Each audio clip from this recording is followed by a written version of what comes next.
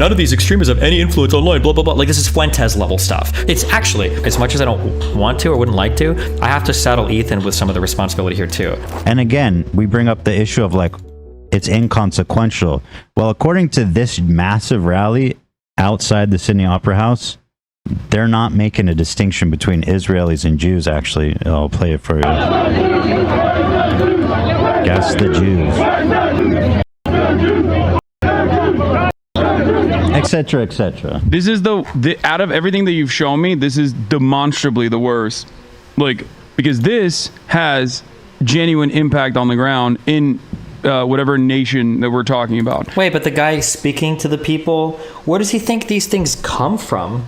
Like, I'm asking him to talk about, he knows where these things come from, right? Like, things will start on social media, people hear them, or in media in general, people hear them, they're influenced, they go out, they listen to speakers, and they march. Like, does he... Genuine impact on the ground in whatever nation that we're talking about. That is unequivocally and uncritically anti-Semitic, completely indefensible, no additions to that. Can I whatsoever. ask you a question then? What? Let's say that one of this... And that does lead to, I think, furthering anti-Semitic and... Oh yeah, the crowd full of people saying the Jews, gas the Jews, I think leads to furthering anti-Semitic. Not only is it unproductive, but that does, I think, lead to a real and tangible impact on the ground. So let me ask you this. What's up?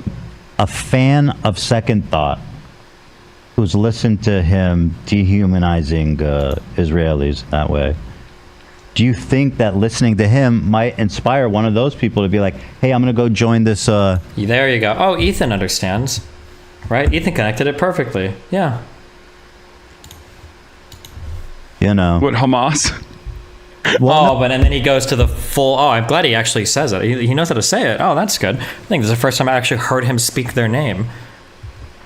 Be like, hey, I'm going to go join this, What, Hamas?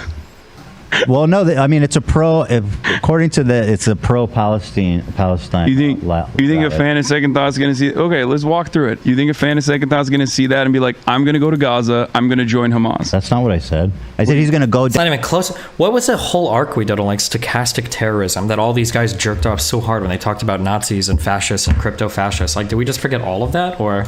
Down to the Opera Sydney... at this location, and be like, hey, yeah. Keep in mind that these people think that me having chicken and waffles with Nick Fuentes one time means half my audience are going to become card-carrying Nazis. Like, let's gas the Jews. Everyone's saying it. Nobody seems to care. I guess it could happen, certainly. Okay.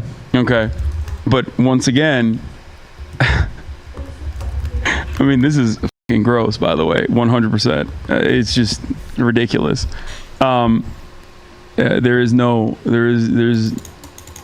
It's disgusting. What I was going to say is,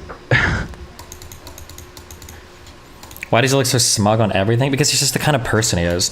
This is why I can't believe people bought this stupid fucking, like, crocodile tear shit earlier. Like, oh, I watched one video and it was so sad as I bring it up and blah, blah, blah. And then, like, people, like, screaming, like, the Jews, gas the Jews, which is kind of scary to see in, like, 2023 and what was that, Australia? And I was like, like, bro, what are they gonna join Hamas? Get the out of here, dude, you loser.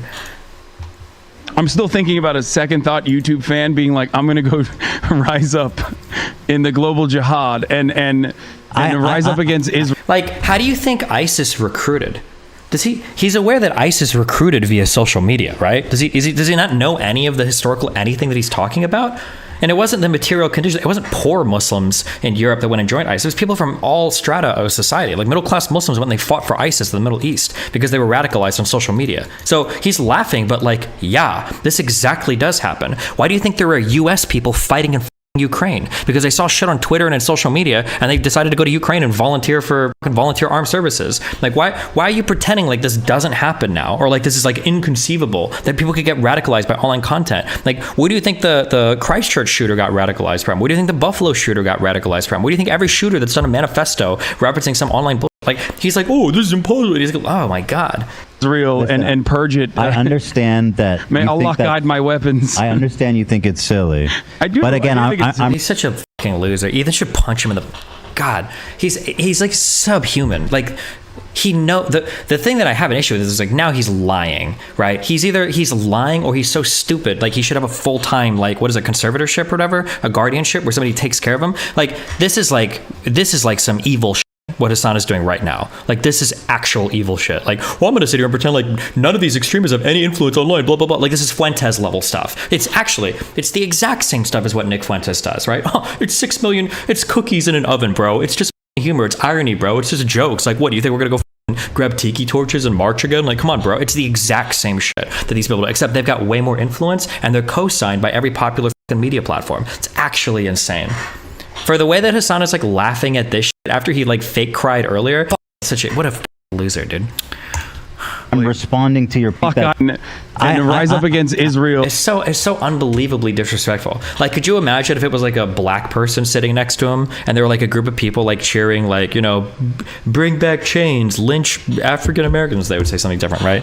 Could you imagine Hasan laughing like, bro, it's the United States. You think they're actually going to do that? Like, no, he would be so sympathetic. Oh my God. And purge it. I understand that. May Allah guide my weapons. I understand you think it's silly. I do. But again, I'm responding to your point about how none of this matters, and I disagree with that premise. I do. Yeah, that guy. This is how I'm picturing. I hate the smug laugh. God, he's such a loser. He's like, it's time to do a jihad against Israel and all the Jews. You're not even, yeah, but that wasn't my point. He's just going to join the rally. Let's be serious. Let's be serious. You're right. I think that conflations, no matter who's doing it, of anti-Zionism and anti-Semitism are very dangerous. And I think that saying anti-Semitism is like the Jews when you're talking specifically at a anti-Israel rally or a pro-Palestine rally is really fucked up, completely unacceptable. And I don't know what else to say about it other than, of course I condemn that. That is, I mean, there's always people that try to sneak in little anti-Semitic shit in my chat all the goddamn time. Whenever I'm talking about these stuff, they're like, ooh, why do you... Ethan's gonna have a temper tantrum if Dan fucks with him too much. Ethan is so unserious with these questions and hypotheticals. How does he think he's coming off like an adult? Like, what if? I'm shocked Hasan has so much restraint. I know in the past when H3H3 was tedious, but this is a whole new level. 58,000 watchers gives Hasan a chance to convey some sanity to them. You know what? And I actually, as mean as it is, and as much as I don't want to or wouldn't like to, I have to saddle Ethan with some of the responsibility here too. I think Ethan is actually like being irresponsible with the platforming to watch himself get like this cucked live by this guy that's supposed to be like his friend and coworker. I think Ethan should have a higher level of responsibility here to not let Hasan essentially like radicalize like whatever the this Discord is and normalize like this type of behavior and thought among his entire audience. I think Ethan should have been fighting harder here rather than trying to treat Hasan like a friend, because Hasan doesn't see Ethan as a friend. Hasan sees Ethan as a tool. That's all he sees people as. And it's pretty sad to watch Ethan not come into the conversation on even ground.